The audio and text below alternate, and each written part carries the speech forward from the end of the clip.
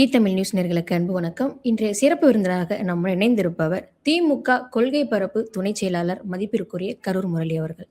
வணக்கம் sir.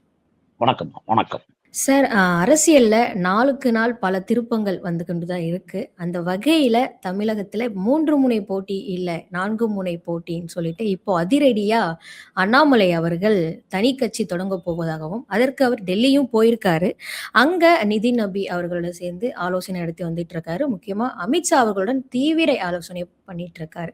So எப்படி எடுத்துக்கிறது? அது மட்டும் இல்லாம முக்கியமாக நடிகரான ரஜினி அவர்கள் கூட சேர்ந்து தனி கட்சி தொடங்க போறாரு அப்படிங்கிற தகவலும் வெளியில வந்துட்டு இருக்கு. இது எப்படி எடுத்துக்கிறது? எப்படி பாக்குறீங்க? அண்ணாமலை அவர்கள் தனி கட்சி தொடங்குகிறார் என்று முடிவெடுத்த பிறகு அமித்ஷா அவர்களையும் பிஜேபியினுடைய அகில இந்திய தலைவரையும் சந்திக்க வேண்டிய அவசியமே கிடையாது. ஏனென்றால் அவர் பிஜேபியில் இருந்து வெளியே வந்த பிறகு ஒரு கட்சியை தொடங்க போகிறார். அவர் இங்கேயே அறிவித்து விட்டு போகலாம். ஏனென்று கேட்டால் அண்ணாமலை எல்லாம் திடீரென்று ஒரு கட்சி துவங்க வேண்டும் என்று அவர்களுக்கு ஒரு எண்ணம் வந்திருக்கிறது என்று கேட்டால், திடீரென்று விஜய் அவர்கள் வந்த பிறகு கட்சியை தொடங்கினார். கட்சியை தொடங்கிய பிறகு ஆட்சியை பிடித்து விட்டார். அதே போல நாமும் ஒரு கட்சியை தொடங்கி ரஜினிகாந்த் அவர்களுடைய ஆதரவை பெற்று நாமும் அரசியலில் ஒரு அங்கீகாரத்தை பெற்று விடலாம் என்றெல்லாம் நினைக்கிறார்.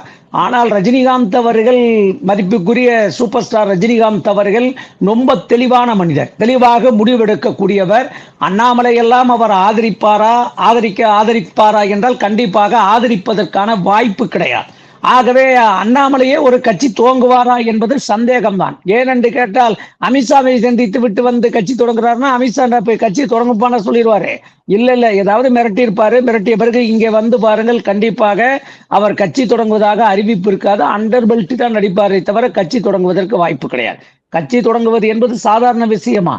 அது எவ்வளவு கஷ்டம், எவ்வளவு ஒரு இயக்கத்தை வழிநடத்த வேண்டும், அந்த இயக்கத்தை பாதுகாக்க வேண்டும் என்பது முக்கியம். அவருக்கு எந்த வகையான பின்புலமும் இல்லாத அண்ணாமலை எல்லாம் கட்சி தொடங்குவது என்பது தமிழ்நாட்டு அரசியல் கண்டிப்பாக மிக மிக வேஸ்டான ஒரு செய்தி. Okay sir. ஆனா அவரு அமித்ஷாவோட பேசிட்டு வருவதற்கான காரணம் என்னவாக இருக்கும்னு நினைக்கிறீங்க? அங்க போயிட்டு ஒரு அரசியல் நாகரிகமான முறையில இந்த மாதிரி தனி கட்சி தொடங்க போறேன் அப்படிங்கறத அவர் நாகரிகமா சொல்லிட்டு வருவதற்கானதா, இல்ல பிஜேபி கூட அலைன்ஸ் வச்சுக்கிட்டே அவர் தொடங்கணும்னு நினைக்கிறீங்களா? அதாவதுமா, ஆர்எஸ்எஸ் பிஜேபி என்பது தமிழ்நாட்டில் கால் ஊன்ற முடியாது என்பது நன்றாக தெரிந்துவிட்டது. ஏனென்று கேட்டால் அவர்கள் எத்தனையோ குட்டிக்கரணங்கள் அடித்து பார்த்தார்கள். தமிழ்நாட்டில் எப்படியாவது வெற்றி பெற்று விடலாம் என்று. தமிழ்நாட்டில் ஆளும் கட்சியாக இருந்த அதிமுகவை கையிலே வைத்துக் கொண்டு எப்படியாவது வெற்றி பெற்று விடலாம் என்று முடிவு செய்த பிறகு தேர்தல் களத்தில் அவர்களுக்கான இடத்தை தமிழ்நாட்டு மக்கள் கொடுக்கவில்லை. ஏனென்று கேட்டால் புலிக்கு மானை பிடிக்காது என்பதைப் போல, அல்லது மானுக்கு புலியை பிடிக்காது என்பதைப் போல, தமிழ்நாட்டுக்கு மண்ணுக்கு பிஜேபியை பிடிக்காது என்பதனால்தான் அவர்கள் நின்ற இடங்களிலே ஒரு தொகுதியை தவிர மற்ற இடங்களிலே தோல்வியை தழுவிவிட்டார்கள். ஒருவேளை சதி ஆலோசனை கூட இருக்கலாம். என்ன சதியாக இருக்கலாம் என்று கேட்டால், பிஜேபி கால் ஊன்ற முடியாது என்பதனால் இப்பொழுது அண்ணாமலையை முன்னிறுத்தி ஏதாவது தமிழ்நாட்டில் கால் ஊன்றலாம் என்று அவர்கள் நினைத்துக் கொண்டிருக்கிறார்கள். அது நடக்காத விஷயம். ஆகவே அண்ணாமலை தானே ஒரு குழியை வெட்டி தானே உள்ளே விழுந்து கொள்வதற்கு சமம்தான் அவர் புதிய கட்சி தொடங்குவது. Okay sir. இப்போ ரஜினி அவர்கள கூட்டணி அமைச்சதுக்கான காரணம் என்ன? ஆல்ரெடி நம்ம பார்த்தோம். விஜய் ஆட்சி அமைச்ச உடனே ரஜினி அவர்கள் உடனடியாக ஒரு பிரஸ் மீட் ஒண்ணு குடுத்திருந்தாரு. விஜய் ஜெயிச்சது எனக்கு பொறாமைலாம் இல்ல. ஒரு அதிர்ச்சி கலந்த ஒரு சந்தோஷம் தான் அப்படின்னு சொல்லியிருந்தாரு. அது எப்படி எடுத்துக்கிறது? இப்போ அவருக்கு இன்னுமே அந்த மனதளவுல இன்னுமே அரசியல் ஆசை இன்னும் இருக்கு அப்படிங்கிற மாதிரி தான் பார்க்கப்படுது. ஆல்ரெடி கட்சி தொடங்குறதுக்கு நிறைய பிளான் பண்ணாரு. பட் ஒரு சில காரணத்தினால அது தடைப்பட்டு போச்சு. இப்போ ரஜினி அவர்கள் அண்ணாமலை கூட சேர்ந்து கூட்டணி அமைச்சு பண்றாருங்கிறதும், ஸோ அவருக்கு இன்னுமே அந்த மோகம் இருக்கு. அரசியல்ல அந்த மோகம் இருக்கு அப்படிங்கிற மாதிரி பார்க்கப்படுது. அவருக்கு இன்னும் மவுசு இருக்கும்னு நினைக்கிறீங்களா மக்கள் மத்தியில? சார், நான் என்ன சொல்றேம்மா, ரஜினிகாந்த் என்பவர் ஒரு சூப்பர் ஸ்டாராக தமிழ்நாட்டு திரைப்படத்துறையிலே வலம் வந்தவர். அவருக்கு என்று ஒரு மாஸ் இருக்கும், இல்லை என்று நான் சொல்லவில்லை. ஆனால் அது வெற்றி பெறுமா என்பது சந்தேகம்தான். ஏனென்று கேட்டால் கிட்டத்தட்ட அவருடைய ரசிகர்கள் என்பவர்கள் 40-50 வயதை கடந்தவர்களாக தான் இருப்பார்கள். அவர்கள் இனிமேல் வீதிக்கு போராடி ஒரு அரசியல் கட்சிகளை சேர்ந்து அவர்கள் உழைத்து அவருடைய தலைவராக இருக்கின்ற ரஜினிகாந்த் அவர்களுடைய வெற்றிக்காக பாடுபடுவார்கள் என்பது சாத்தியம். ஏதோ விஜய் அவர்கள் ஒரு கட்சியை தொடங்கி வந்தார் என்று சொன்னால் ஒரு அதிர்ஷ்டத்தில் அவர் வெற்றி பெற்று விட்டார். அதிர்ஷ்டம் தானே தவிர ஒன்றும் உழைப்போ தியாகமோ இல்லை என்று சொன்னால் இந்த இடத்திற்காக மொழிக்காகவோ பாடுபட்டதற்காக அவருக்கு அரசியலில் வெற்றி வாய்ப்பு கிடைக்கவில்லை. ஒரு கவர்ச்சி, ஒரு மோகம், அந்த மோகத்திலே வெற்றி பெற்றிருக்கிறார். அந்த கவர்ச்சி ரஜினிக்கு கிடைக்குமா கிடைக்காதா என்பதை காலம்தான் முடிவு செய்ய வேண்டும். Okay sir. அதே மாரி 1991 இருக்கட்டும், 96 இருக்கட்டும், ரஜினி அவர்கள் திமுகவிற்கு ஆதரவு தெரிவிக்கும் வகையில் வாய்ஸ் ரைஸ் பண்ணி பேசினாரு. அம்மா ஆட்சி காலத்துல கூட பார்த்தீங்க அப்டின்னா, தொடர்ந்து ஜெயலலிதா அம்மாவே ஆட்சி அமைச்சாங்கன்னா, தமிழ்நாடு உருப்ட்ட மாரி தான் அப்டின்ற வார்லாம் யூஸ் பண்ணத பார்க்க முடிஞ்சது. திமுகவுக்கு ஆதரவு தெரிவிச்ச அவரு, அப்புறம் திடீர்னு திமுகவுக்கு எதிராக ஒரு கட்சி தொடங்கணும்னு சொல்லி தனி கட்சி ஓப்பன் பண்ண வந்தாரு. மூடுனாரு. இப்ப திரும்பவும் இந்த மாரி ஒரு தகவல்லாம் வெளில வர்றப்போ, திரும்பவும் அவர் ஒருவேள திமுகவுக்கு எதிராக அவரும் கட்சி தொடங்கி ஆசைப்படுறாரோ? அப்படிங்கிற ஒரு சந்தேகமும் இருக்கு இல்லையா?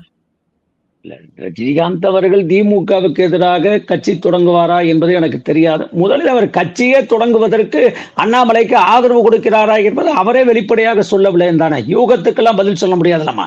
யூகத்தில் அடிப்படையில் நாம் பேசணும்னாக்க அது தவறாக போய்விடும். ஏனென்று கேட்டால் திராவிட முன்னேற்ற கழகம் வெற்றி வாய்ப்பை இழந்த பிறகு முதலாக எங்கள் தலைவர் அவர்களை சந்தித்து, என்றுமே நான் திராவிட முன்னேற்ற கழகத்திற்கும் தலைவர் ஸ்டாலினுக்கும் என்னுடைய நண்பர் ஸ்டாலினுக்கும் நான் ஆதரவாக இருப்பேன் அவர் பேசியவர், அவர் ஆறுதல் சொன்னவர்.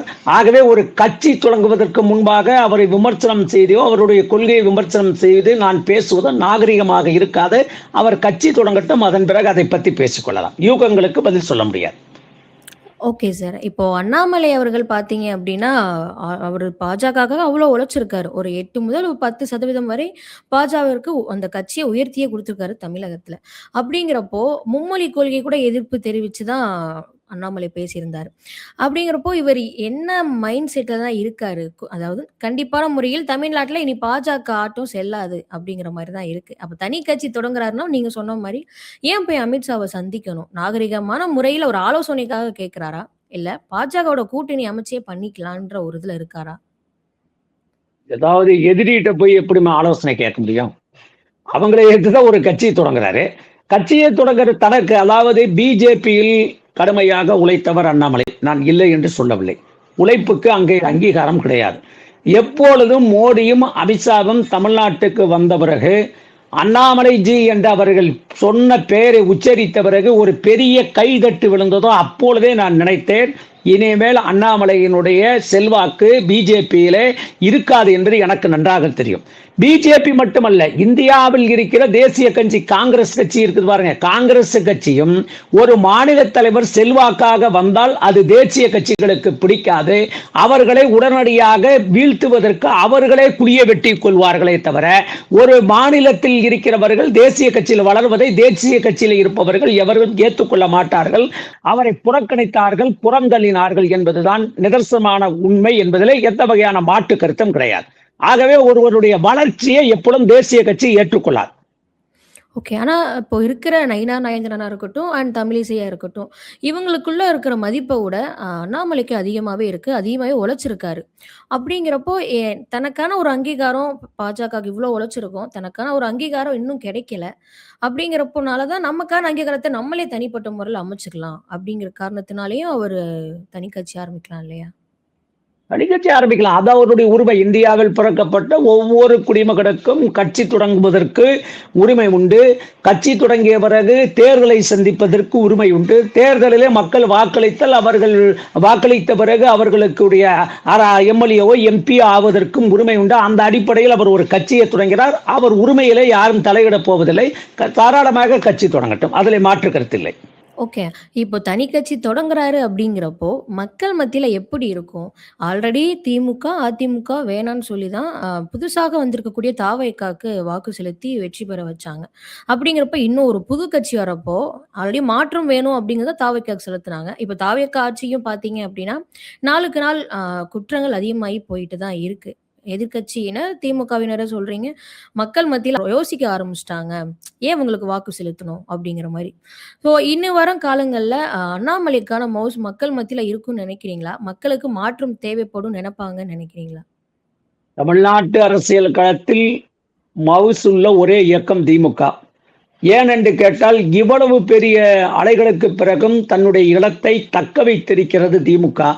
தனக்கு ஆளும் கட்சியாக இருக்கிற விஜய் அவர்களுக்கே தெரியும் தன்னை தமிழ்நாட்டில் வீழ்த்தக்கூடிய சக்தியும் தன்னை தோற்கடிக்கக்கூடிய சக்தியும் திமுகவிற்கும் முத்துவேல் கருணாநிதி ஸ்டாலின் அவர்களுக்கு மட்டும்தான் இருக்கிறது என்பது இன்றைய முதலமைச்சருக்கு நன்றாக தெரியும் என்பதனால்தான் நேற்றைய பொதுக்கூட்டம் திருச்சியில் நடைபெற்ற பொதுக்கூட்டத்தில் கூட டிவிக்கே திமுக தான் எனக்கு போட்டி மு.க. ஸ்டாலின் என்றுதான் அவர் பேசுகிறார் என்றால் அவருக்கு பின்னால் இருக்கிறவர்கள் சொல்கிற ஒரே காரணம் நம்மை வீழ்த்தக்கூடிய சக்தியும் திமுகவுக்கு மட்டும்தான் இருக்கிறது என்று எடுத்து சொன்னதை அவர் உச்சரித்திருக்கிறார். எனக்கு என்னமோ அண்ணாமலை அவர்கள் ஒரு கட்சியை துவங்கிறார் என்று சொன்னால் அது சாத்தியமா என்பது தெரியவில்லை.